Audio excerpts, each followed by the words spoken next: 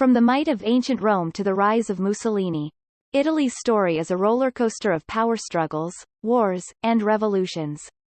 Greetings everyone, today, we'll delve into Italy's evolution, starting with the formidable ancient Rome, moving through the Great Germanic Migration, the rise and fall of empires, and culminating in the birth of the Italian Republic.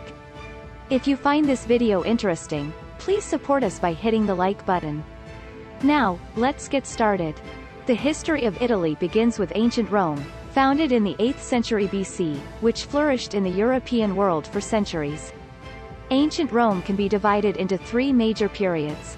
Monarchical Rome was born in the 8th century BC, and lasted for about 250 years.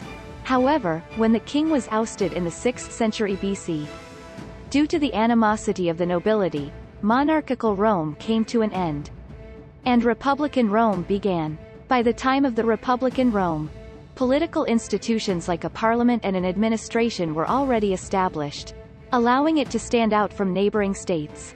Of course, its superior military power was evident, particularly with its soldiers known as heavy infantry. In the Republican era, Rome capitalized on its military prowess, expanding its dominion by invading neighboring territories. At that time, the Roman state was renowned for its unparalleled political and military strength. Yet, one formidable adversary stood against this mighty empire: Carthage. Carthage was located in northern Africa, and for a time, both Rome and Carthage began a fierce war for control of the Mediterranean Sea. The battle, expected to be an overwhelming victory for Rome, turned into a fierce conflict that lasted more than 100 years. During the war, two tactically skilled generals, Hannibal of Carthage and Scipio of Rome, clashed in intense battles. As a result, the war was a Roman victory, and Rome went on to further development. Later, as time went on and one man came to power, the Roman Republic ended and a new imperial Rome began. Within the era of imperial Rome comes Rome's heyday, the era of the Five Wise Emperors, a period in which 5 wise emperors consecutively united the country. During this period, the Roman Empire further expanded its territory and ruled from Spain and Britain to Africa and around Turkey. However, it was difficult for a single ruler to rule over such a vast territory, and in 395, the Roman Empire was divided into two parts. The Western Roman Empire and the Eastern Roman Empire were born. The Western and Eastern Roman empires would later develop independently, while the Roman Empire was splitting into two. Another significant event unfolded in Europe. This was the Great Germanic Migration. The Great Germanic Migration was the influx of Germanic people, who had been living in the northern part of Europe into Western Europe. You might assume it was merely the movement of one group, but the Great Germanic Migration had profound implications. The Germanic tribes that migrated into Western Europe established many states in the region. In the midst of all this, a major event occurred again: the fall of the Western Roman Empire. The Western Roman Empire, which at the time was a huge empire that extended over all of Western Europe and even into northern Africa, was destroyed by a faction of Germanic peoples. With the fall of the Western Roman Empire, the Germanic tribes began to establish their own states in the newly vacant territories of Western Europe, transforming Western Europe from a region dominated by the Western Roman Empire to a region dominated by the Germanic tribes. As the Germanic people established more and more states, a huge state called the Frankish Kingdom was born in what is now France. This Frankish kingdom steadily expanded its territory, and came to dominate much of Western Europe. However, echoing the Roman Empire's fate, the expansive Frankish kingdom eventually split into 3 separate kingdoms. The Frankish kingdom was divided into 3 kingdoms: the Western Frankish kingdom, the Eastern Frankish kingdom, and the Central Frankish kingdom. These 3 kingdoms became the prototypes for today's France, Germany, and Italy. Italy, which was created by the division of the Frankish kingdoms, developed in different ways in the northern and southern regions. Let us start with the north. The northern part of Italy was at this point ruled by the Holy Roman Empire, the prototype of Germany. However, each city in northern Italy developed on its own, and was powerful enough to compete with the Holy Roman Empire. These cities include Venice, Milan, and Florence, which are still famous today. The southern part of the country, on the other hand, was not influenced by the Holy Roman Empire, and two large states emerged: the Kingdom of Naples and the Kingdom of Sicily. However, the Kingdom of Naples would later be ruled by France, while the Kingdom of Sicily would be ruled by Spain. Thus, looking at Italy as a whole, the region was in a state of chaos, with the northern part influenced by the Holy Roman Empire, and the southern part by France and Spain, and with Venice, Milan, the Kingdom of Naples, and the Kingdom of Sicily existing within the region. A chaotic region always leads to a major war. And what happened was the Italian War. This war began when France invaded Italy to take over Italian territory, and the Holy Roman Empire joined with Italian cities to oppose them. The war ended in French defeat and the withdrawal of France from Italy. After many years of influence in Italy, Spain then took over much of the territory of Italy. However, the next major war, the War of the Spanish Succession, would change the situation of Italian domination once again. War resulted in the accession of a member of the French royal family as King of Spain, but at the cost of losing most of the Italian territories originally held by Spain. It would then be decided that the territory would be ruled by Austria instead of Spain. As we have seen, after the Frankish kingdom was divided, Italy was in a disjointed state, with neighboring states such as Spain, France, and Austria fighting over it. However, a significant event in France sparked a movement to unify Italy. That great event was the French Revolution. The French Revolution marked a pivotal moment, when the citizens of France overthrew their absolute monarch. The French Revolution inspired the citizens of France to unite and build their country.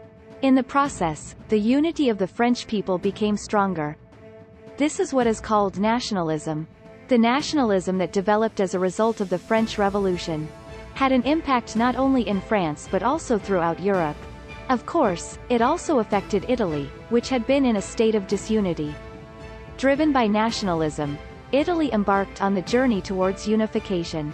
The pioneers of Italian unification were the Kingdom of Sardinia, a state that rose to power in northern Italy, and Garibaldi, a man who rose to power in southern Italy.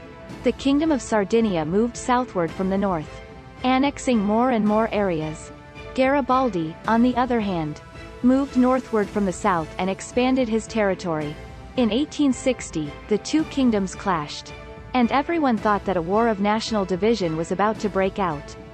However, Garibaldi, who had set his sights on unifying Italy, unconditionally offered his southern Italian dominions to the Kingdom of Sardinia, and in 1861, a single unified state, the Kingdom of Italy, was finally born on Italian soil. Later, when the remnants of the French and Austrians in Italy were driven out, Italian unification was almost achieved. However, it was almost an accomplishment, not a perfect one. Even after the unification of Italy, only the northeastern region of Italy remained under Austrian control. This region is called Unclaimed Italy, and this unclaimed Italy would lead to the coming World War I and then World War II. In 1914, the assassination of Archduke Franz Ferdinand and his wife triggered World War I. Italy remained neutral at the onset of the war. However, as the conflict progressed, England and France approached Italy, proposing the handover of unclaimed Italy in exchange for their alliance. Eager to reclaim unclaimed Italy, Italy switched allegiances, betraying Germany and Austria to join England, France, and Russia. This treachery worked, and Italy was able to become the victorious nation in World War I. However, Italy managed to acquire only a portion of the unclaimed Italy. Furthermore, devastated after the war, Italy became economically impoverished, and the lives of its people became increasingly difficult. Under these circumstances, the socialist ideas from the Soviet Union found resonance in Italy. The suffering populace, influenced by these socialist principles, united under the aspiration, "Let's create a society without inequality."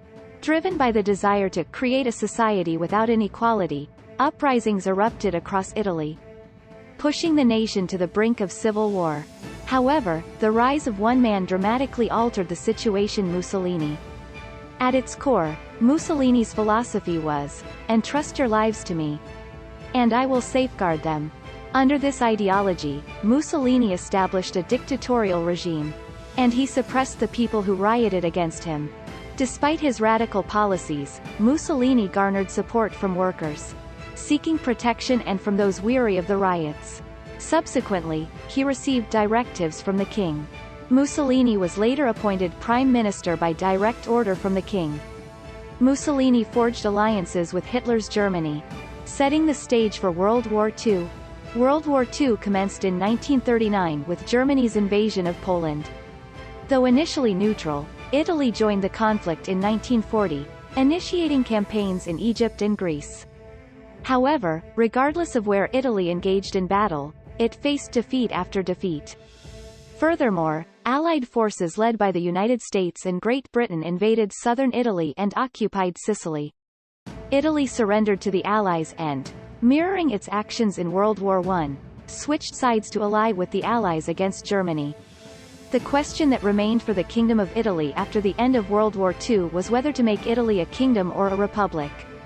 As we have seen, Italy had existed as a kingdom ever since the unification of Italy was achieved in the 19th century, but after the war, the question of what to do with it was discussed. In 1948, the nation held a referendum. The result of the referendum was 10.71 million votes for keeping the kingdom and 12.71 million votes for making Italy a republic. With this, the Kingdom of Italy ended and the Italian Republic, which continues to this day, was completed.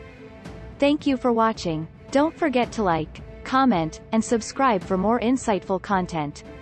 Take care and see you in the next video. Goodbye.